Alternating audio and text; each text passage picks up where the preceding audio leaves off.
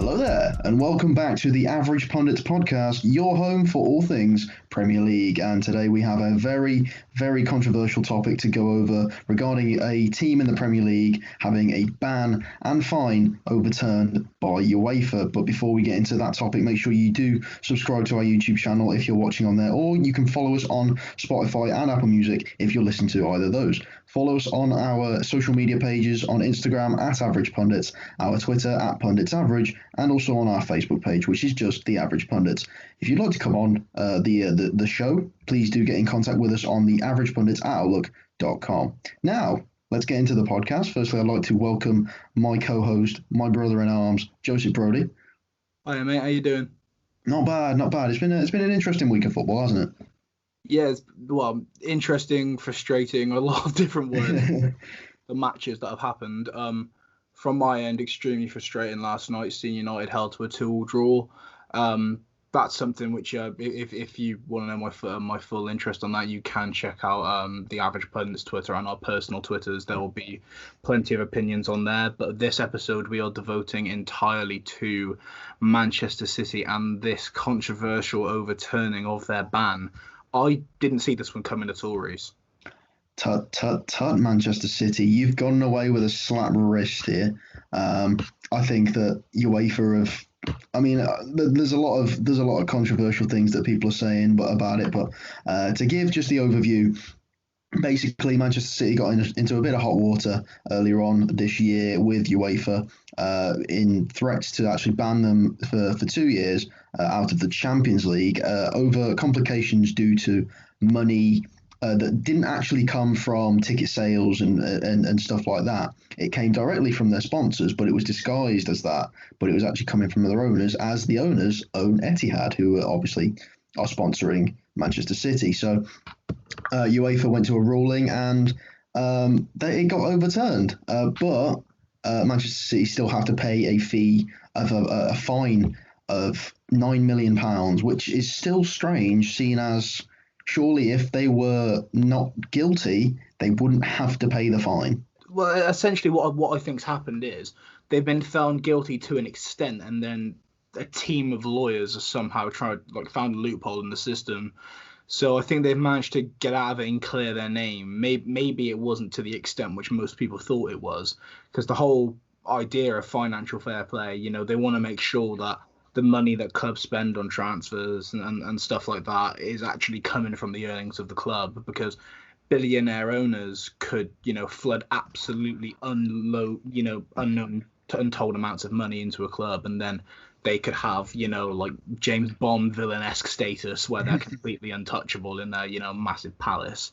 But essentially financial fair play is supposed to come in and limit that. There are definitely clubs which are wealthier than others, but financial fair play comes in and stops it getting to silly season, which we have seen already with transfers, well breaking over 100, 200 million, like Neymar, Kylian Mbappe's transfer, Coutinho, Dembele. There's lots of other big names around world football where a lot of money's come into play for transfers. So I think financial fair play maybe needs a bit of a rejig, but either way, they've looked at this Manchester City case and they've said, you know what, they're actually okay. We'll let them compete in Europe, pay the £9 million, €10 million it was, just to smooth over the cracks, and then we'll try and move on.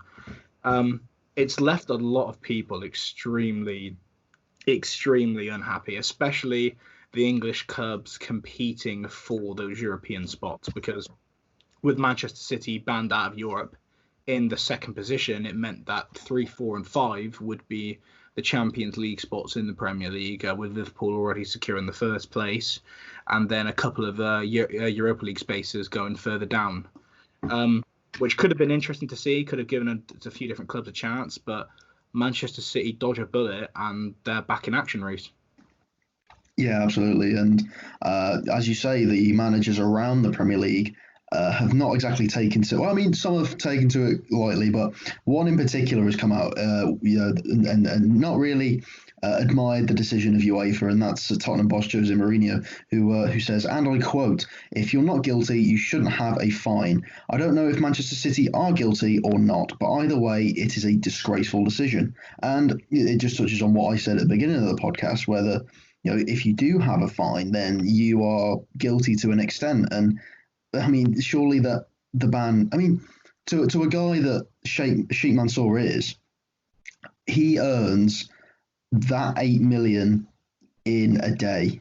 Not even that, like a couple hours. That is chump change to to that man. And for them to slap on a silly fine like that, it should have been hundreds of millions of pounds, not just 8 million. Yeah, I heard that. I heard that thing about that Mansour earned that much money in like the space of a few hours, and I was thinking that's absolutely obscene. But obviously, it is known. There are people out there who are worth that much money, and Manchester City have one of the wealthiest, if not the wealthiest, football owner in world football. There's a couple of others who could maybe rival him, but he's certainly the wealthiest in the Premier League.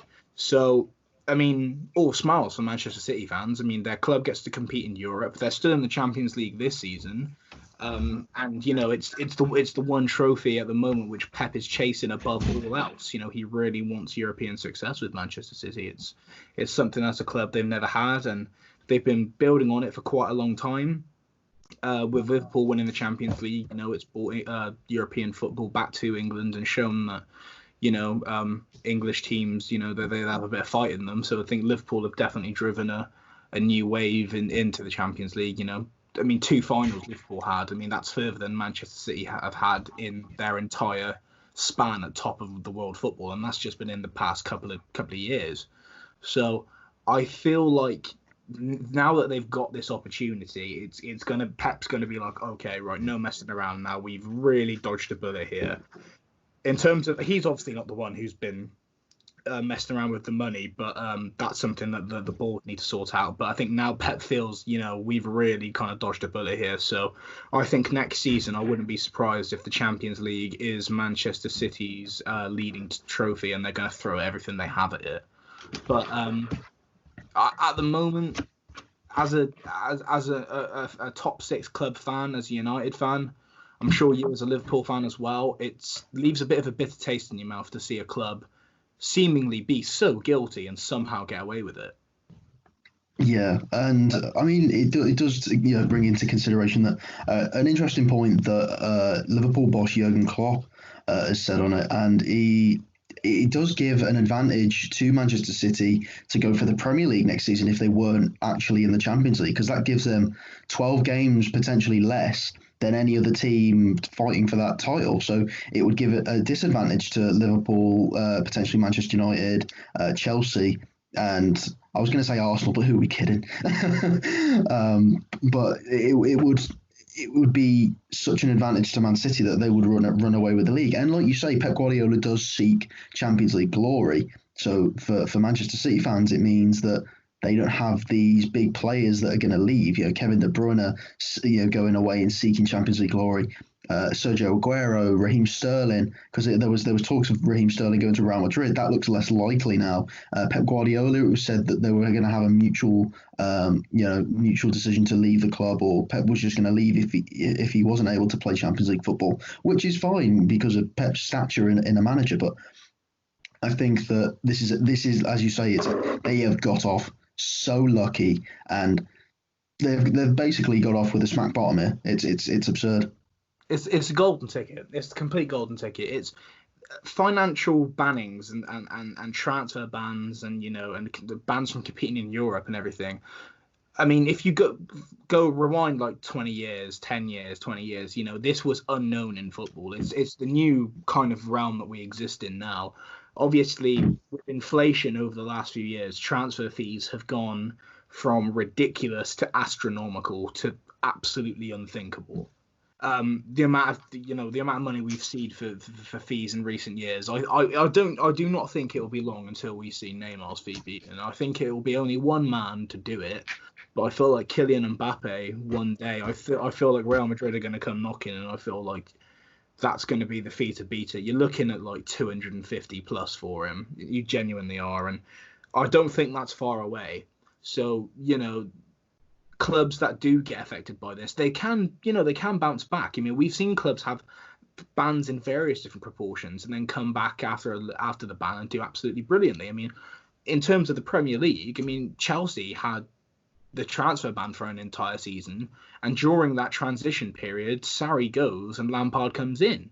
And during that time, Lampard has done pretty well. And you've seen now they've just got themselves out of a transfer ban, slightly different to what City were facing, but they've got themselves out of a transfer ban, and their mind is straight to returning to the top, and they're signing elite players. You know, they're trying to work with the players they've built this season and then develop them by bringing in talent around them to boost their natural abilities. It's great to see, you know, in terms of what Chelsea are planning on. You know, if you're a Chelsea fan, it's got to be really, really, really good after seeing, you know, a severe lack of players come in during that ban. But Manchester City's ban essentially was being not just not being allowed to sign players. I mean, that's one thing, but it's not being able to compete in a competition which, with a club of your stature that you have grown yourself, you know, in a very short period of time, they really should be competing in. And people were saying, we're going to see Sterling go, we're going to see De Bruyne go, you know, Sane already left. And people were thinking there was going to become this mass exodus of City. I don't necessarily think that was going to happen. I'm pretty sure they were going to retain a lot of the players, but I thought maybe, if anything, if this ban was going to have anything happen to it, it would be reduced down to a year ban. A year ban seemed more realistic. When the 2-year ban was first pitched, everyone was like, "Oh my god, brilliant! City are out of Europe for 2 years. That's awesome." But I felt like a 1-year ban was maybe more realistic. But to go from a certain ban to only 9 million to pay, you know, it's not bad at all. And BBC Sport, they reported that on the Tuesday where Mourinho called the decision disgraceful, they spoke to Guardiola as well, and he said, direct quote, "What we have done is right. Jose and all the managers should know that we were damaged. We should be apologised to. I'm incredibly happy for the decision, which shows what all the people said about the club was not true, and to defend on the pitch what we won on the pitch." So he's basically saying that, you know, he's happy that all this nonsense is out of the way and he's happy to get back to football, which is, you know, a very good stance, isn't it, from Pep? But I feel like it's going to take a bit of a knock. You know, they're going to have, I don't think they're quite out of the firing line of judgment yet. I think a few more questions are going to be asked, especially by some of the upper managers in the Premier League. I would be asking questions 100%. Like, I don't think Manchester City are owed anything. They're not owed an apology. They're not owed anything. They have come under the financial fair play rule and they've been penalised by it. They should be penalised more for it. And I think any fan that doesn't believe in that is in denial. They're deluded. And I think that Manchester City being let off this lightly, in Jose's words, is a disgrace. There's no apology that's needed for Pep Guardiola and Manchester City. We saw PSG go through the same thing, and like it's clearly the parallels are there between PSG and Manchester City. They're both clubs that are exploiting their owners' wealth to get to the top of the football league. It's not right. I mean, their transfer history shows them everything. This past season gone, they've spent about 90 million more than they've brought in for players. And they don't bring in that much more in ticket and kit sales. So where's this profit coming from? So it's obviously coming from somewhere. And I think maybe a year ban would have been, you know, the best option to go for. But like with Manchester City now, they feel like they can get away with anything. They paid about 60 million for Rodri. They spent like 50 million on a backup right back in João Cancelo. They spent 150 million this summer on players that they won't need, and they only, you know, 60 million only left. There's no regulation, so this just shows that to some teams that you can do this and get away with it, and it's sort of just like it's going to end up, as you say, the fees of players with the next generation are going to be extortionate. And we come from the beginning of the last decade in 2010, seeing Ronaldo go for, like, we thought 80 million was big, and then wait till Kylian Mbappe does go to Real Madrid and everyone's going to be shocked. I don't think it's far away. I really don't. The way the market, you know, has gone over the past few years, a lot of people have said that the coronavirus will have affected transfer fees and the transfer market, and maybe players won't necessarily go for maximum fees. Like, we've already seen Timo Werner go for 50 million, which I thought was an absolutely incredible fee, and the same kind of price for Leroy Sané going to Bayern Munich. So there's already a couple of signs that potentially there could be lasting effects from this.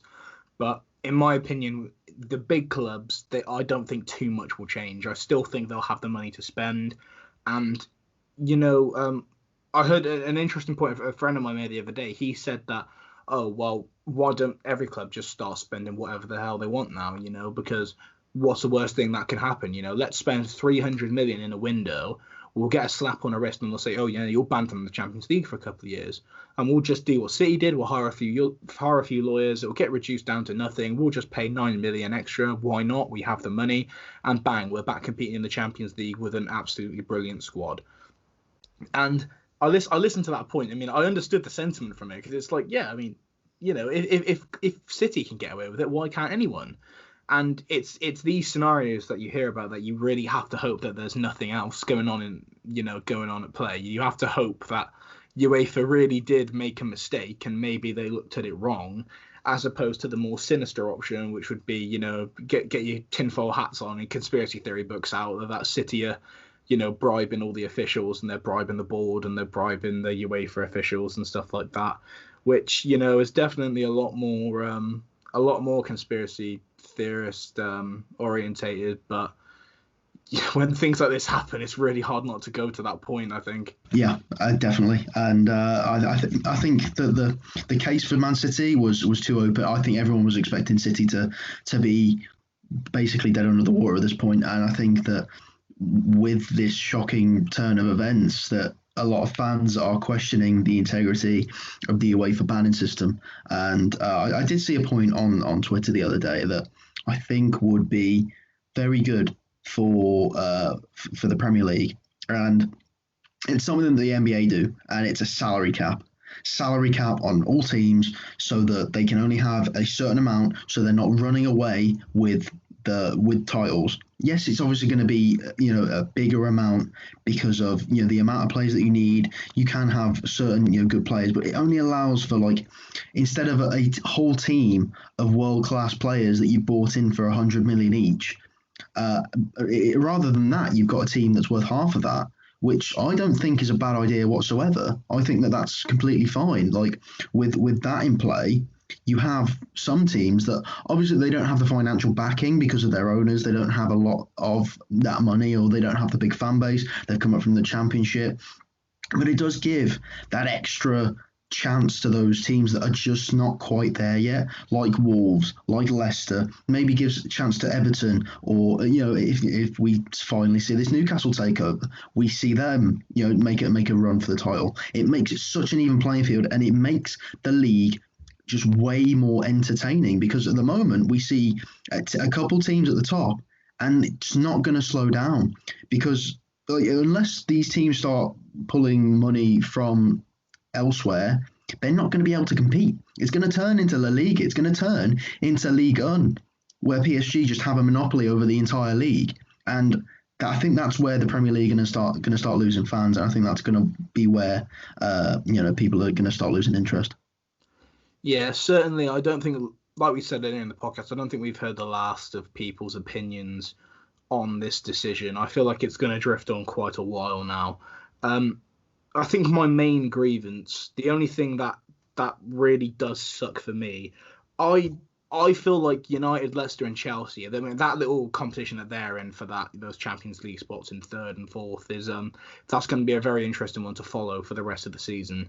And I feel pretty confident United will get the Champions League football. I think it might end up being United and Chelsea, and with Leicester maybe just missing out. But I feel like that's going to be really interesting. But this Manchester City ban did allow for possibly 2 years to have another club go back into the Champions League and another club go into the Europa League, which is a lot of the time for like a mid-table club, if they have a really good season like Sheffield, it could have been absolutely incredible to see them in the Europa League, and I'd imagine Sheffield probably going to make the Europa League, but there are just clubs which I think would have really benefited from that extra European spot to be made available. It brings in a whole new level of money. it gets a chance for the owners to be like, okay, we're definitely moving up as a club now. We need to get a few more signings in to bolster the team, which would definitely make the fans happy.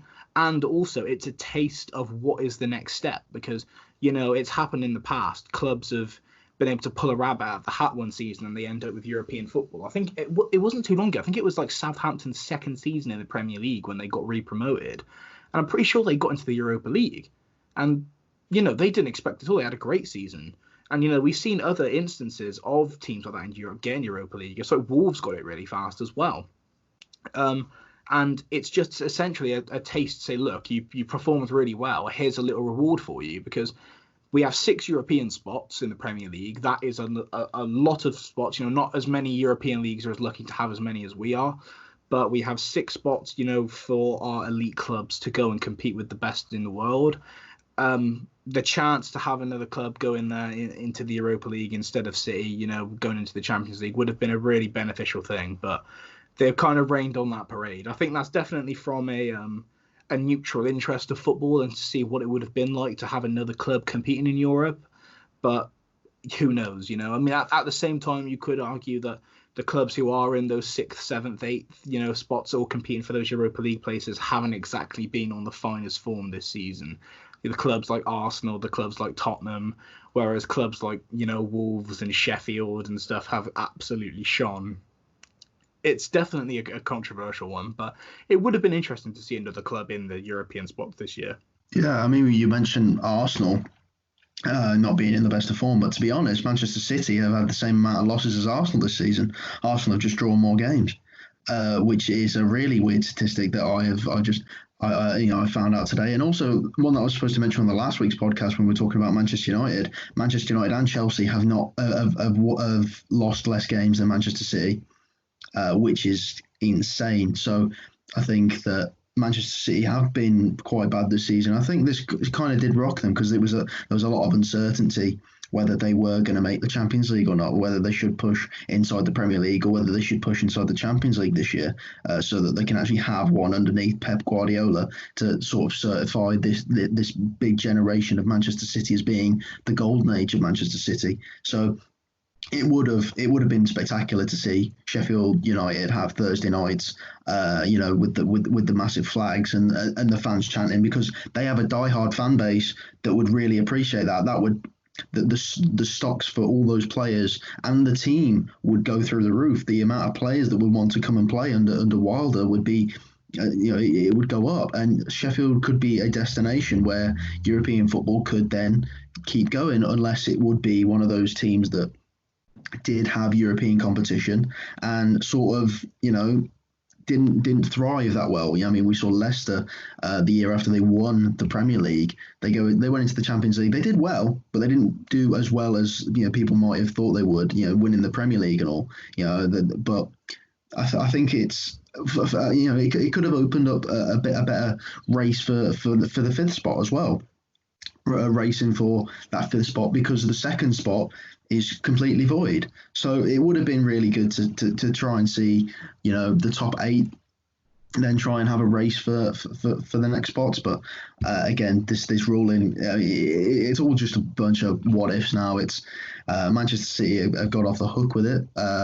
Whether it is true or whether it isn't, there might not have been. Manchester City might have done all of their business completely within the legal system, and UEFA might have just called them out on sort of like a hunch, really. They thought PSG have done the same. Manchester City might have done what PSG have done, and apparently that's not the case. I think the last thing which is really prominent in my mind now is obviously they've managed to escape this punishment from UEFA. They've managed to escape this financial fair play, kind of guillotine hanging over their heads, and they're now back competing in Europe. They're now, not under as much scrutiny, but they still have to be being looked at.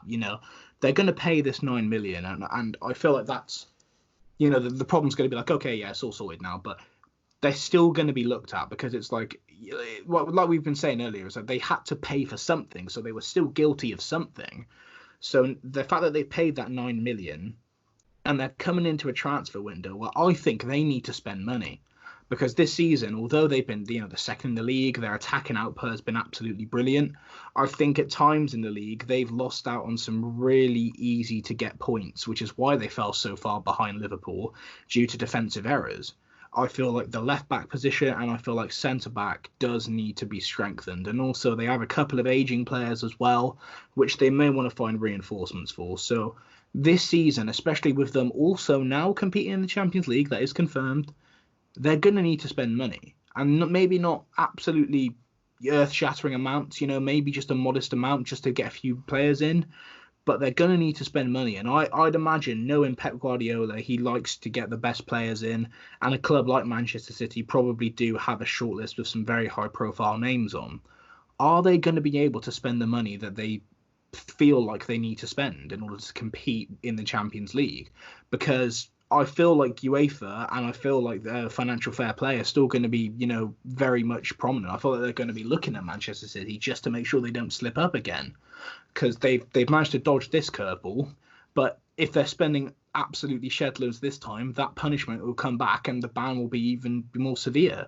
So I think Manchester City are almost treading on a tightrope now. Maybe next season could be a chance to pounce on them whilst they're not 100%. They've got the attacking output, but defensive-wise, if you can break the attack in the midfield and stop them scoring, they could lose out on a lot more points this season coming up. Yeah, I think it's 100% correct. You've got kind of it is creating that atmosphere of your head is going to be on a swivel no matter what, and it's going to be whether Manchester City do want to just spend freely, or whether they are going to be cautious. I mean, I definitely would be if I was the owner. I'd be like, just careful how much money you're spending, careful what players you want, and if they are, going to bring these star players in, then be careful and negotiate how much money before just spending countless money to get someone you're not really going to use. So if you can get other options that could be better for cheaper, do it. I think that's what Manchester City need. Cheaper alternatives and maybe just better scouting, not aimlessly throwing money and getting depth in your squad, because Man City have depth, but they don't have enough. Yeah, that's their main criticism. It's just they need to get the players to back up those positions. And I feel like a good transfer window would have been, needed this summer, but maybe Pep might just need to rethink his game plan and just rejig it a little bit. I'd love to know what anyone listening to this would say on the Manchester City situation. Please do leave a comment or get a hold of us on our social media. At Twitter, we are Pundits Average. On Instagram, we are The Average Pundits. You can find our Facebook page, Average Pundits, as well. Or you could get a hold of us at our business email at theaveragepundits@outlook.com. We encourage as much, audience interaction as possible. So if you guys want to get involved, give us your opinion, please do get involved with us.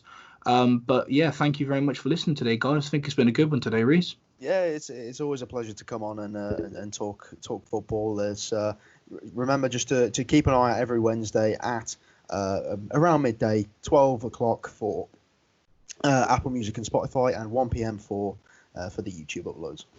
But yeah, as Joe said, please get on to us at our social media pages. We'd love to hear what you think. If you are a Manchester City fan, let us know. We'll feature your opinion on the podcast whenever.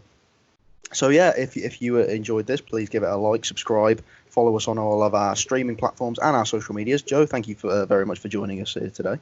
Thank you very much, mate. It's been a pleasure. As always, as I mentioned before, stay tuned to our social media and our YouTube and our Spotify and our Apple Music for when we upload, and hopefully you have enjoyed this episode. But yeah, we shall speak to you guys soon.